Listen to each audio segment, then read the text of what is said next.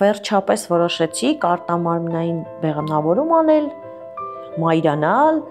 եւ ունենալ բալիկ։ Սենց ոնց որ սաղ աշխարհը շուռ է գալիս ու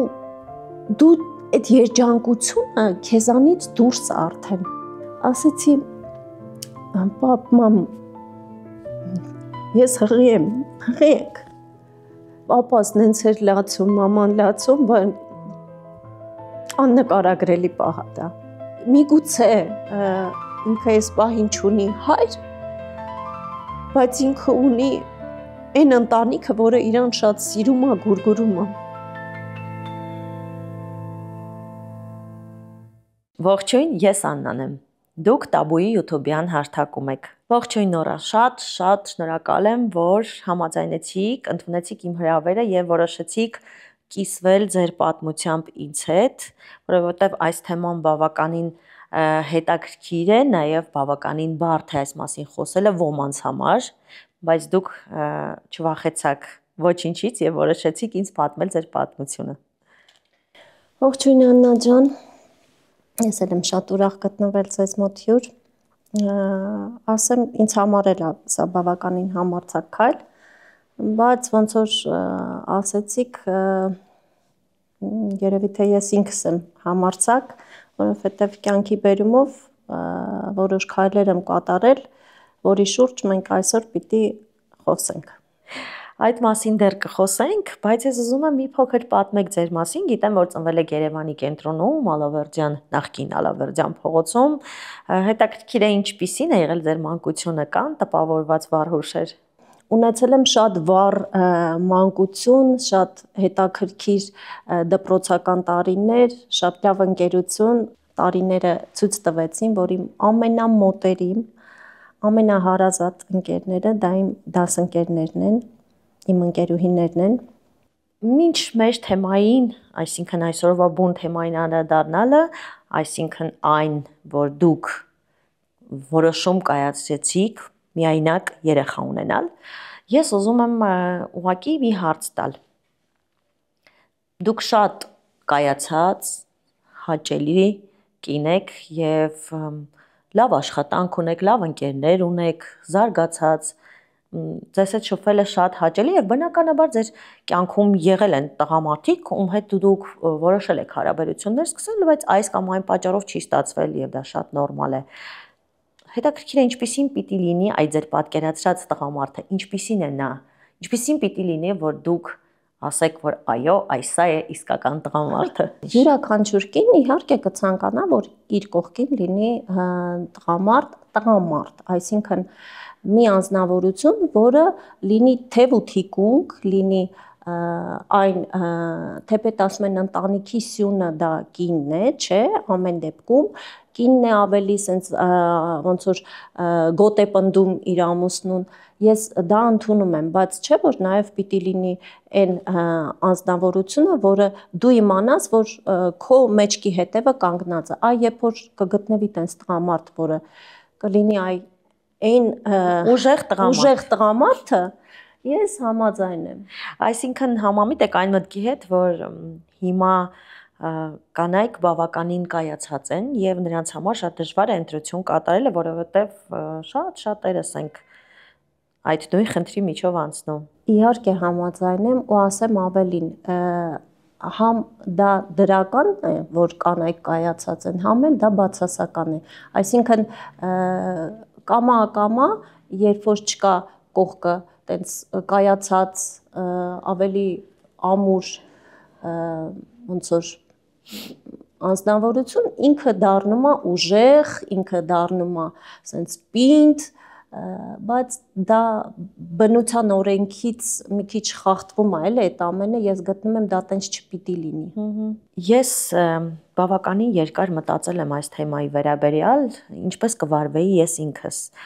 Եվ լիովին հասկացել եմ եւ ընդունել եմ ձեր որոշումը, որովհետեւ վստահ եմ, որ ես նույնը կանեի։ Միայնակ մայր դառնալ, երեխա ունենալ, առանց վախենալու հասարակական կարծիքից, շրջապատի կարծիքից, սպասվող դժվարություններից, դա շատ բարդ է։ Ուզում եմ հասկանալ, երկար եք այս մասին մտածել, երկար եք այս որոշմանը հանգել։ Աննա ջան, ասեմ, որ երբ որ արդեն տարիքս մոտենում էր 40-ին, բնականաբար ծնողներս լինելով բավականին կիրթ մարդիկ, թե մայրս, թե հայրս ասում են Նորա ջան, կամ ամուսնացի, կամ որոշի ոնց ես անում, մի հատ բալիկ բեր, որովհետև ոչ միշտ են ջահել լինում եւ այլն, նման խոսակցություններ տունը լինում էին ոչ միայն տանը ծնողներիս հետ, այլ իմ մտերիմ ընկերուհիները, որը ինձ հարազատ իմ ընկերուհիներն էին, ասում են նոր հետո կարողա ուշ լինի, դու այսքան երեխա սերես, մի բաց թող այդ հնարավորությունը, քանի տարիքդ ներում է, ճիշտն ասած,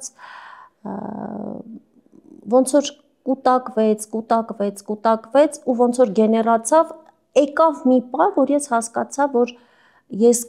կարամ դրան գնամ, միչև դա ես ասում էի, չէ, բա լավ ինչի համար, չէ, դեռ կամուսնանամ, դե մտածում եմ, հետո որ սկսեցի հասկանալ իրավիճակը, տարիքի հետ դա եկա, որ գիտակցությունս արդեն այնքանով գիտակցության ընկալումը ինձ համար ընդունելի դարձավ այդ կարգավիճակը, որ դա լինի նենց ոնց որ այս պահին ես ունեմ այս պահին, այդ դեպքում դու հասկանում ես, որ դա է, եկել է այդ պահը, ու դու արդեն սկսում ես քո քայլերը։ Այսինքն դուք մտածեցիք, ծնողները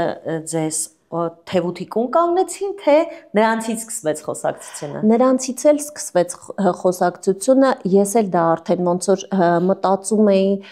որոշակի, ասենք, միտեղ կարդում էի, միտեղ ինչ որ տեսանյութ էի տեսնում, միտեղ լսում էի, ինչ որ բան, մենք ապրում ենք հասարակությունում, Երևանն էլ բավականին փոքր քաղաք է, ասենց ինչ որ բաներ էիր, ինֆորմացիա էր իմանում, բան ու սենց հասունացավ այդ պահը, հասունացավ ու ես հասկացա, որ չէ, նենց է, որ արդեն ես 40 եմ ու այդ ամեն հարցը պետքա լուծվի, որ իմ բալիկը, եթե Աստված առաջ դա ստացվի, պիտի ունենա մամա, որը այդքան էլ չպիտի լինի մեծ տարիքով, պիտի մի քիչ ջահել մամա ունենա, ու ոնց որ այդ ամենը սկսվեց այդտեղից։ Այսինքն շրջապատում չի եղել մի մարդ, ով թեկուզ մի փոքր կասկածի տակ է դրել ձեր որոշման ճշգրիտ լինելը, բոլորը, եւ ծնողները, եւ ընկերները։ Ես շրջապատի հետ նման հարցեր չեմ քննարկել, ես միայն ծնողները եւ մտերիմները, ոչ, իրանք թևութիկունք են եղել, որ այդ հարցը դու ոնց գտնում ես ճիշտ, նենց էլ արա, կարևորը դա քո քայլն է, դու կատարի այդ քայլը, մնացածը ոնց որ մենք քո կողքին ենք։ Եվ վերջապես որոշեցիք արտամարմնային բեղմնավորում անել, մայրանալ եւ ունենալ բալիկ։ Քանի տարեկան էիք այդ ժամանակ։ Այդ ժամանակ 41 տարեկան էի, արդեն 40-41-ի մեջ էի, եւ մի շրջան էր, որ սկսվեց հետո կովիդը, սկսվեց սենց բոլոր տեղերը փակ էր, բոլոր բուժհաստատությունները փակ էր, ոնց որ մի պահ դադար եղավ, հետո նորից անդրադարձանք դրան, ես ինքս գնացի fertility կենտրոն, ոնց որ այդ ամենը 1-2 անգամ կրկին ոնց որ այդ ամենի միջով անցել ենք, բայց փառք Աստծո, որ նման ունենք հիմա հրաշալի բալիկ։ Այո, աղջիկ։ Շատ կարևոր է որոշումը կայացնելուց հետո նաև ընտրել բժշկին, որովհետև դա այն մարդն է, ով ամբողջ ընթացքում պիտի քո կողքին լինի եւ դու պիտի անպայման վստահես իրեն։ Ինչպես ընտրությունը տեղի ունեցավ։ Աննա ջան, ես լսել էի fertility կենտրոնի մասին, գիտեի իրենց ղեկավարին, պարոն Համբարձումյանին, Էդուարդ Մարտինչին, եւ իր մոտ այցելելով ինքը կանչեց բժիշկին ու իբարք ասու դա իմ շատ լավ ընկերն է դարձել, իմ հավատարիմ մարդկանցից է դարձել, ես շատ իրենից շնորհակալ եմ, շատ հոգեհարազատ, շատ ուշադիր, բժիշկ կա, իսկապես բժիշկ կա, որովհետև այսօր նենց է դարձել, որ դու պիտի ասես վայ փառք Աստծո, որ ինչ որ նորմալ բժիշկ կա հանդիպել, փառք Աստծո նորմալ մարդ է հանդիպել, նենց որ ինձ հանդիպել է շատ լավ բժիշկ, շատ լավ բժիշկ։ Ու ես իրեն հավատացի եւ ինքն էլ ինձ հուսախաբ չարեց։ Ես գիտեմ, որ այ քիչ առաջ ասացիք, որ ընթացքում եղավ կորոնավիրուսը, հետո մի քանի անգամ փորձում էիք, այսինքն սա բավականին բարդ этап է կնոջ համար, բավականին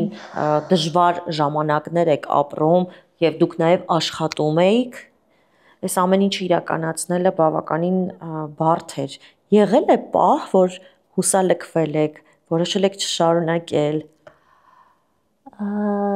Չշարունակել ոչ, որ հուսալքվել եմ, այո,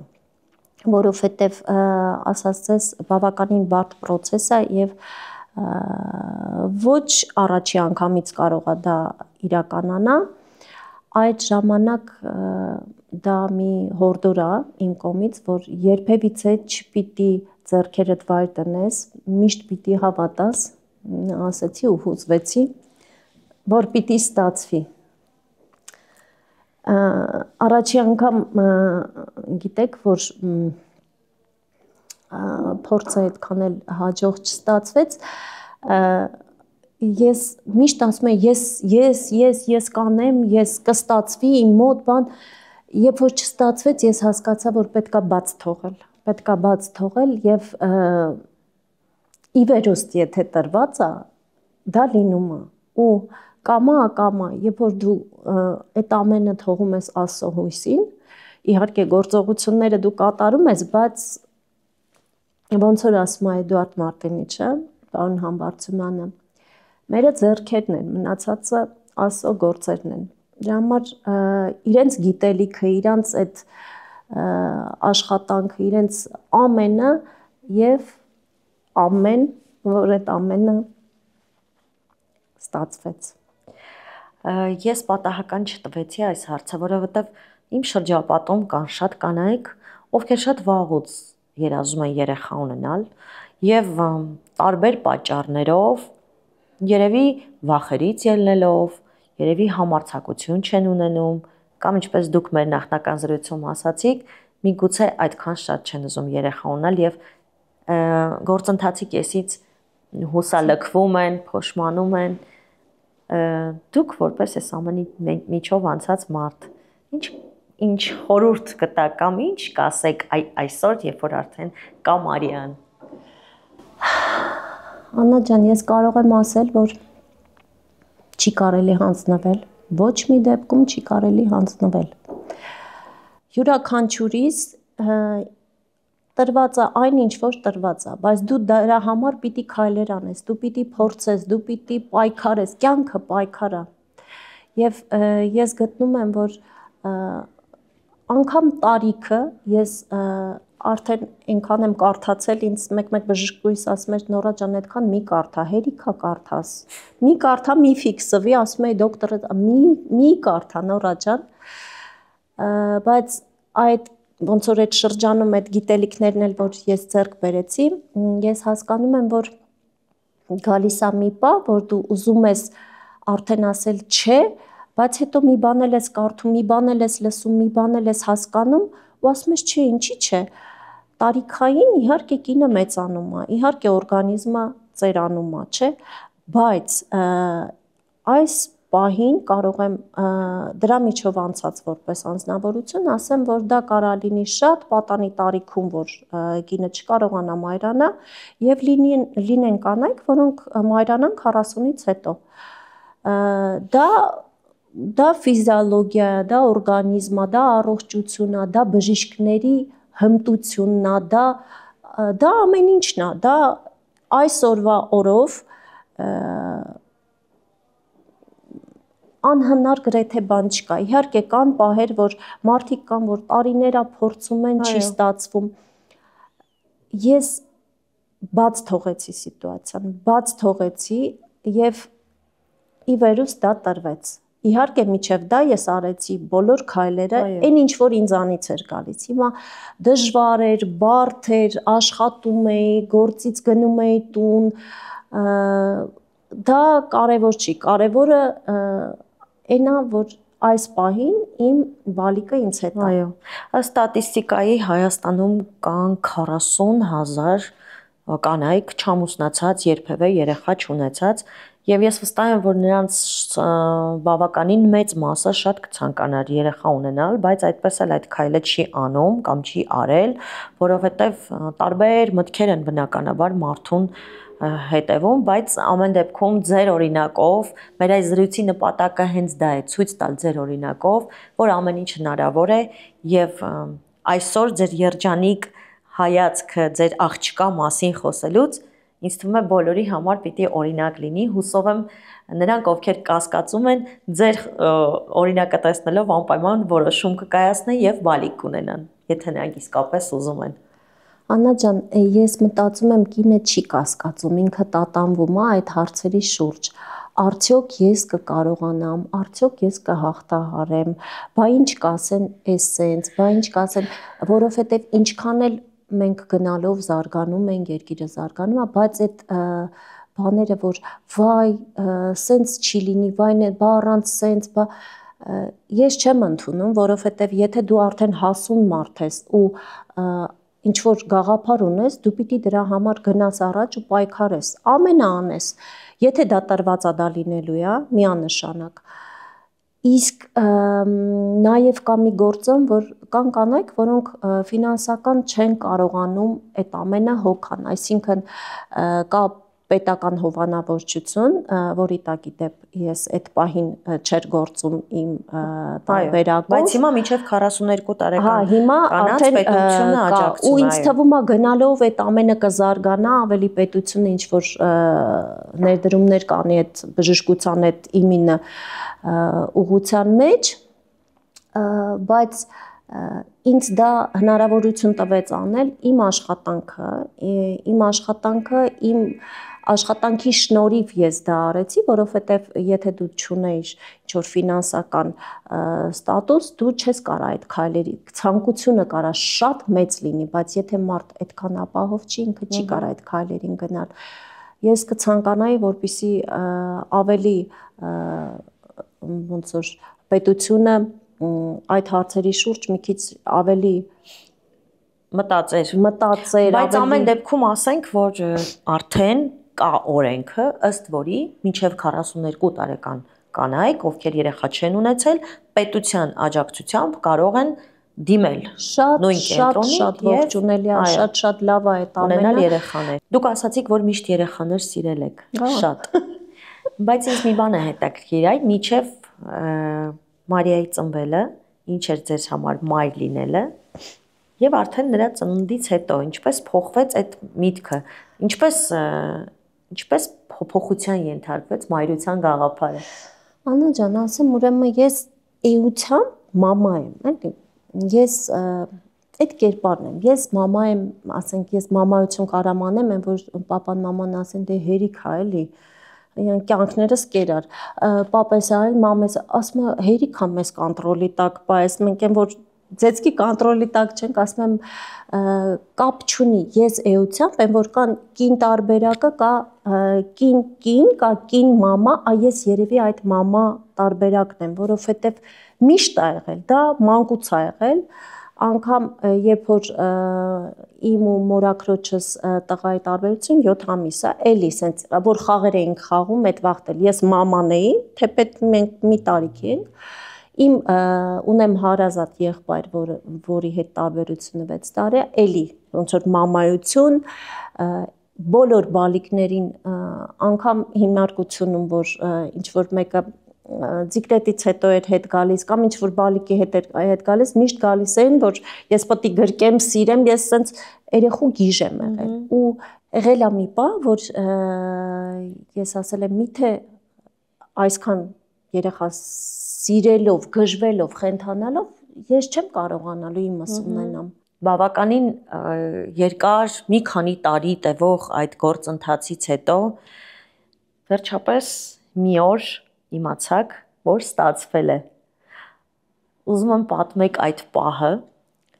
ինչ զգացիք, երբ որ իմացաք, որ դուք հղի եք։ Աննա ջան, ուրեմն ասեմ այսպես,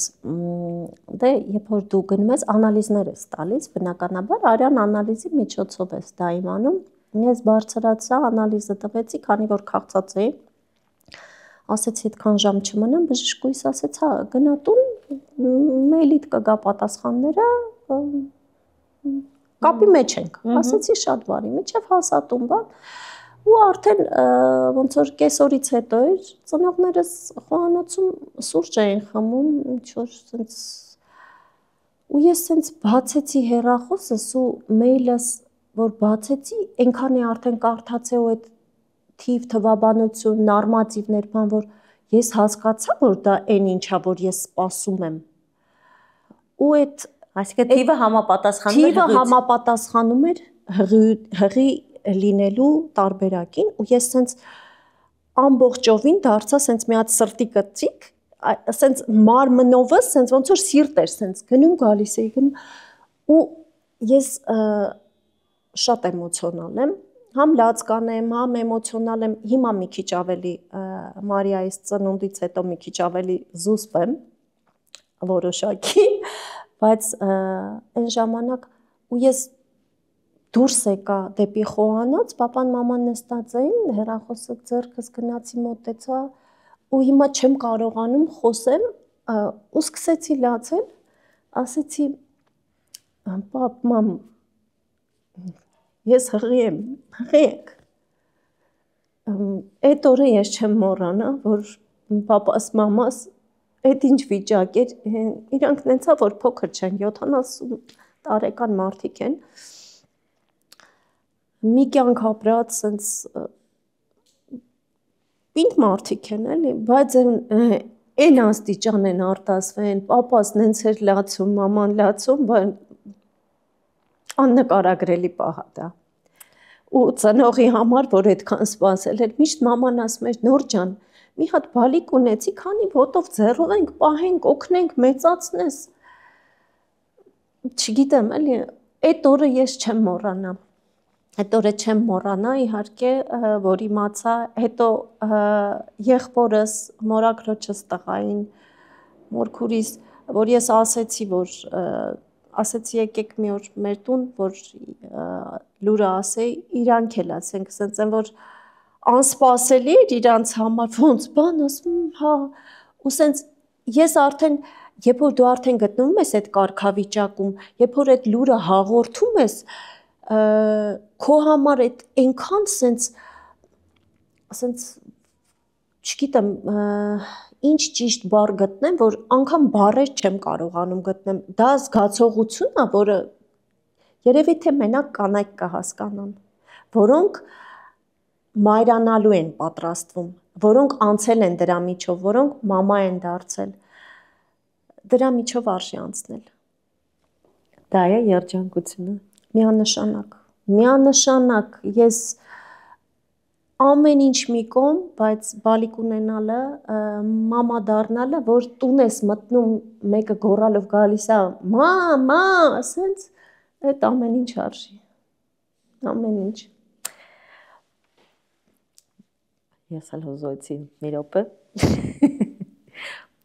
Նորա, դուք ընտանիքի անդամներին, ձեր ծնողներին, ձեր եղբորը բոլորին ասացիք, դա բնական է եւ պարզ է։ Բայց դուք ունեք նաեւ մի երկրորդ ընտանիք, դա ձեր աշխատանքի վայրն է, որտեղ աշխատում եք արդեն 20 տարի, հա, ճիշտ է։ 20, հա, եւ ավելին, հա։ Արդեն 20 տարի է։ 20 տարուց ավելի աշխատում եք։ Աշխատում եմ Պրոֆալ ընկերությունում։ Պրոֆալը իսկապես իմ ընտանիքն է, դե նայեք, մի կյանքի մի էտապ, մեծ էտապ, որը դու այդտեղ ես ու գրեթե օրվա մեծ մասը ես այնտեղ եի գտնում, հիմա եմ ես վազելով տուն գնում, երբ որ իմ աղջիկը ինձ սպասում է, իսկ այն ժամանակ ես այնտեղ մնում էի, ոչ թե մնում էի պարապությունից, այ աշխատանքը ինձ համար ամեն ինչ։ ինչ որ sense մեծ խոսքեր չասեմ, բայց ես ասեմ, որ ես իմ պրոֆայլը շատ եմ սիրում։ Ես ունեմ հոյակապ մի ընկերներ, մի ընկերություն, որտեղ sense ընտանիքի նման ենք, իսկապես մենք օրվա մեծ մասը, որ իրար հետ ենք, sense դա թիմ է։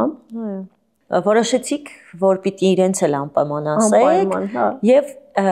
կար մտավախություն, որ միգուցե այնպես չընդունվի։ Գիտեք, մի քիչ մտավախություն, որ այնպես չընդունվի, չէ, մի փոքր ավելի զգուշորեն եմ մոտեցել սեփականատերերին ասելուց, ջերմագին են էլ այդ ամենը ընդունել, ընկալել, ես իրենցից շատ շնորհակալ եմ։ Այդ ամբողջ ընթացքը, որ ես հղի էի, փորիկով գնում գալիս էի, շատ քիչ մարդիկ էին, որոնք կարող էին անտարբեր լինել։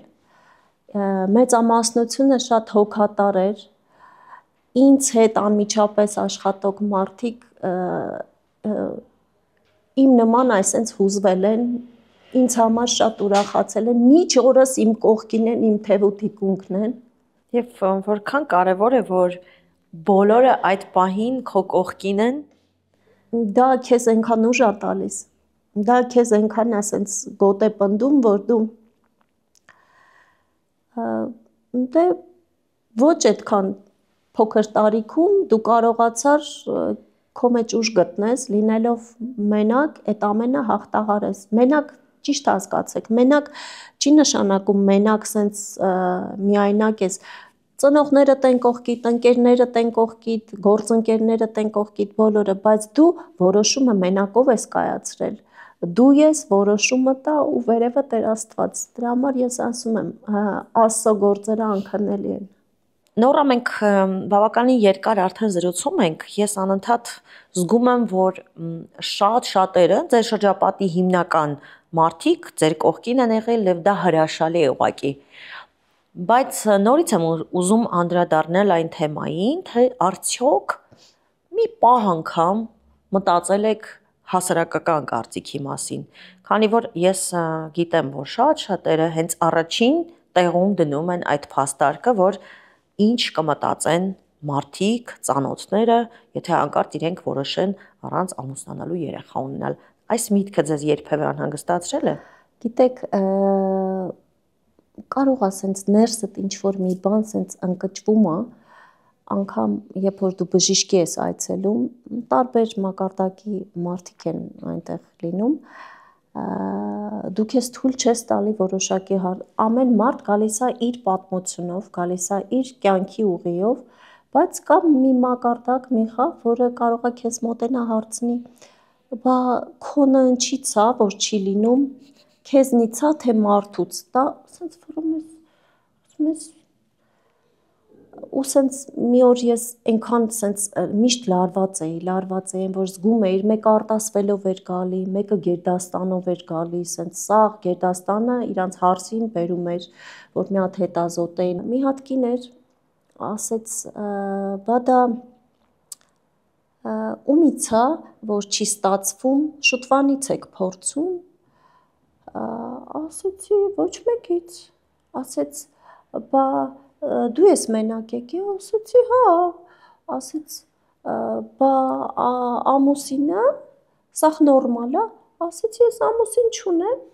այդ կնոջ հայացքը սենց մի հատ ոտից գլուխ, սենց ու սենց մի քիչ նստեց ես կոմ, սենց, այսինքն դա է, որ պատկերացումով, եթե դու տենց ինչ-որ ռիսկով ես, ինչ-որ դուխով ես, թեպետ դա էլ Աննա ջան այնքան ճակերտավոր է, ես կարող եմ սենց ցուցադրական շատ դուխով, ռիսկով, բայց մեջս լինեմ սենց նապաստակ, բայց դա դիմացինը չհասկանա։ Ու այդ օրը տենց տրամադրություններ, ասեցի ես էլա սրան կպատասխանեմ, ու տենց պատասխանեցի, ու նենց մեջս հանգստաց, ասում եմ, թե չէ, ասենց մի ձևի։ Չգիտեմ, ես գտնում եմ, որ ոչ մեկ, ոչ մեկին այդ հարցում չի կարա, ոչ խորհուրդ տա, ոչ ինչ-որ մեղադրի, բայց ես պիտի ասեմ, որ եթե կանայք աղջիկներ, եթե դա ցանկությունը ավելին է, քան ցանկություն, դուք պիտի գործեք, դուք պիտի գնաք, դուք պիտի դռներ թակեք, դուք պիտի բացեք այդ դռները եւ ի վերջո բոլոր մարդիկ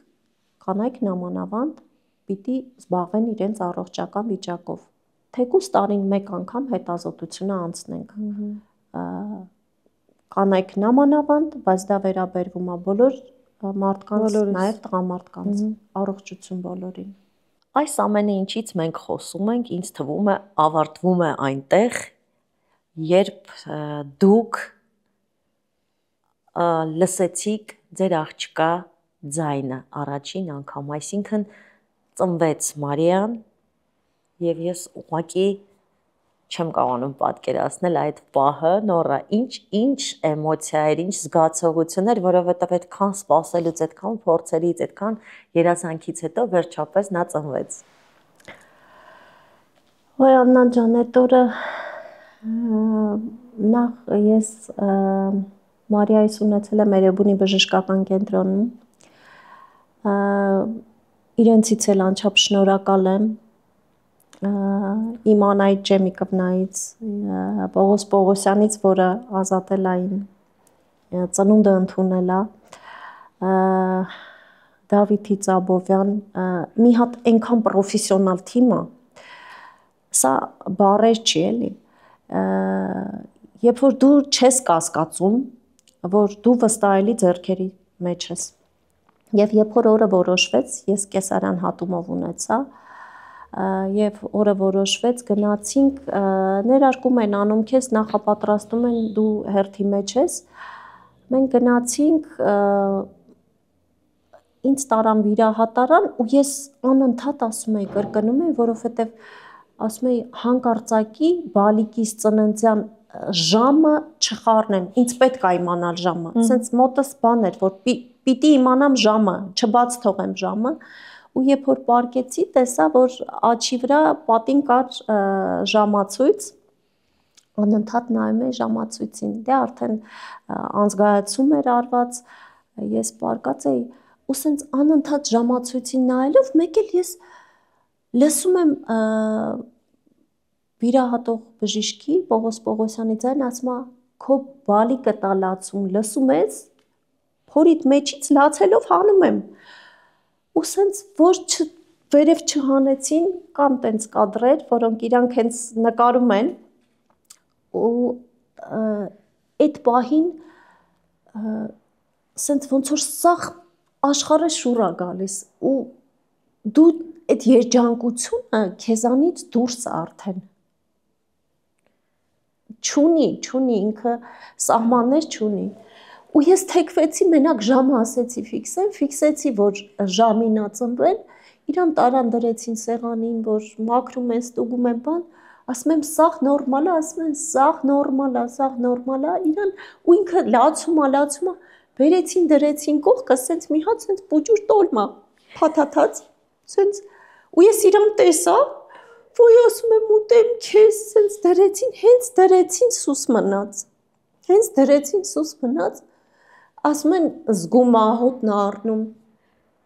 ու սենց մի 2 րոպե մնաց մոտս, հետո ասեցին պիտի տանենք, որ մաքրենք,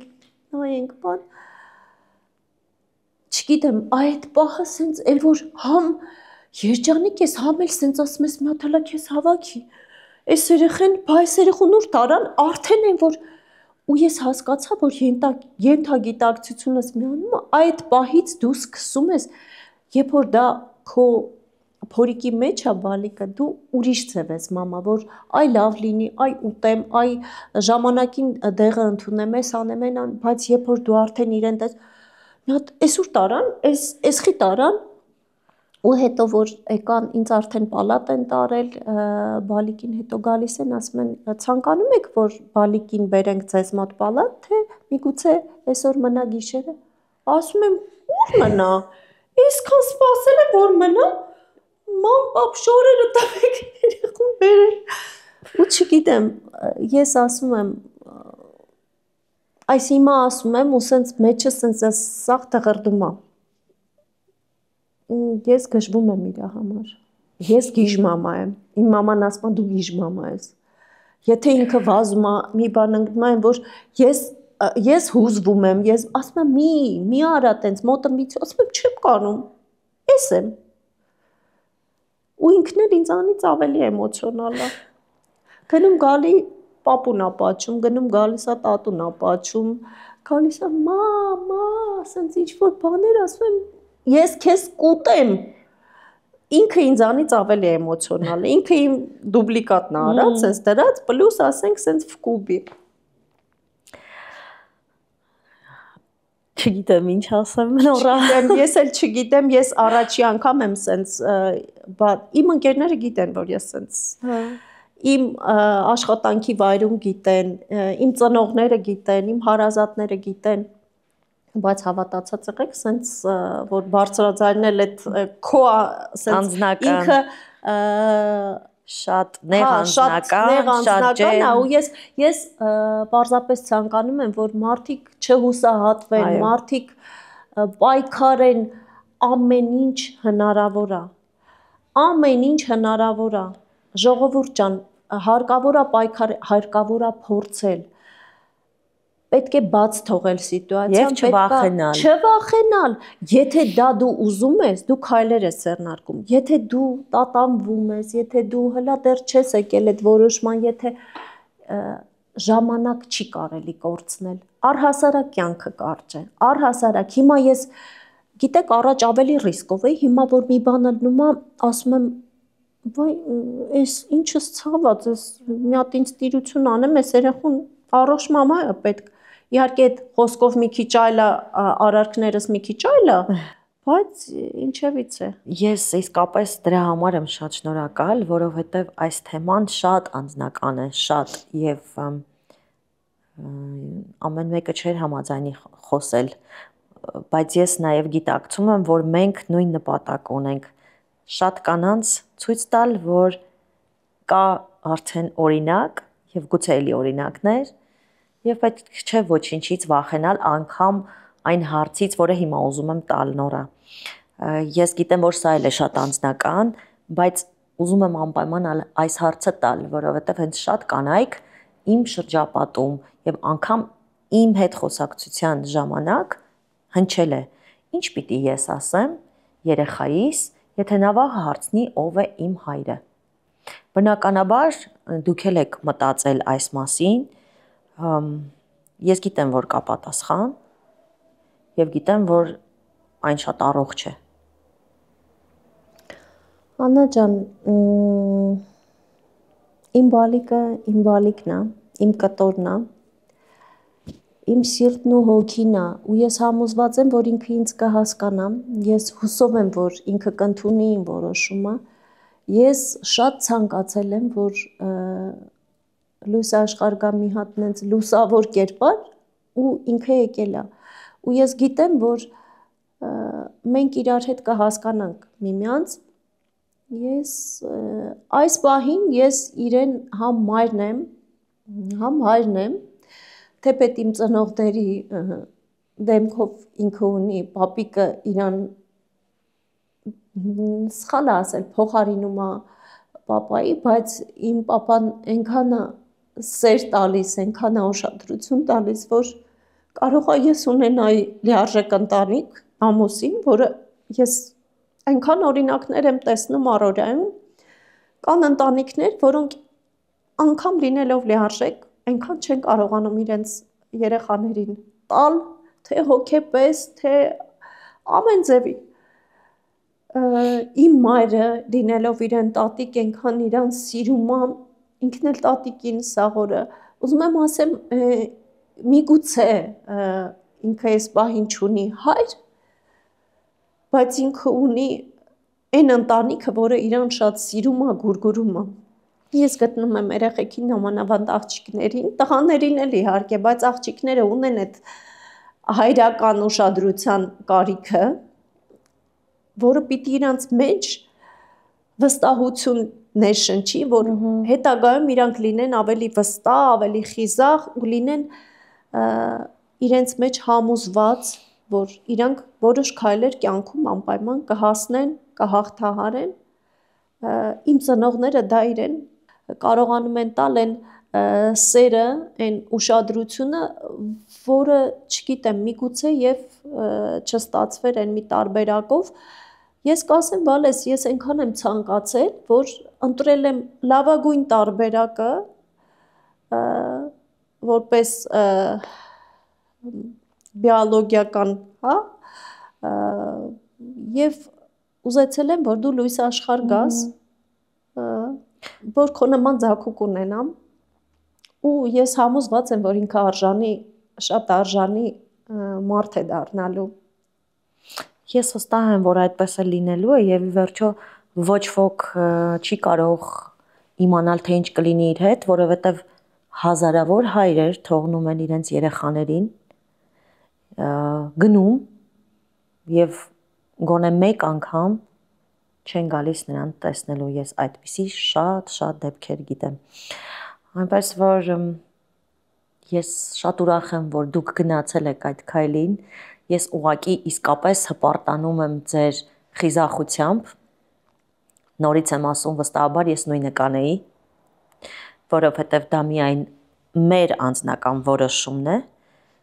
ուզում եմ, որ դուք շատ առողջ լինեք, միշտ Մարիայի կողքին լինեք եւ նրա համար երջանիկ մանկությունը ապահովեք, մինչեւ կյանքի վերջ լինեք նրա կողքին,